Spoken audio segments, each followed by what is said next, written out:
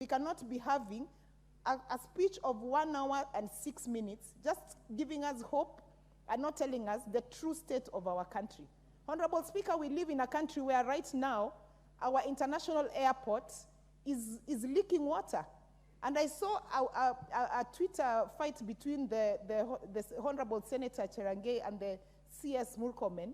It has become a state where the children of Kenya Kwanza government are eating each other, literally. Why are you going to social media to tell us about the bad issues What's that are out going of order, on? Honorable Osoro?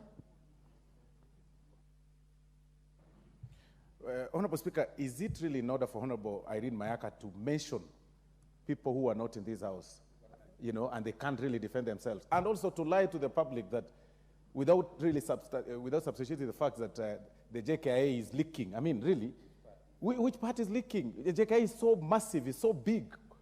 I mean, she's confusing her house, Honorable Speaker, with the JKIA. I really... Honorable Osoro, I will leave that to be a point of debate. And what I would guide you, Honorable Mayaka, is not to mention a senator, because it's against the standing orders without a motion. But the rest of the issues raised by Honorable Osoro are snippets of debate. Thank you, Honorable Speaker. Honorable Speaker will withdraw mentioning specific names, but I just want to lay the facts as it is. Honorable Osoro, the international departure of our country. The other day, there was a video trending of where it was leaking, where passengers are actually putting their luggage to be measured.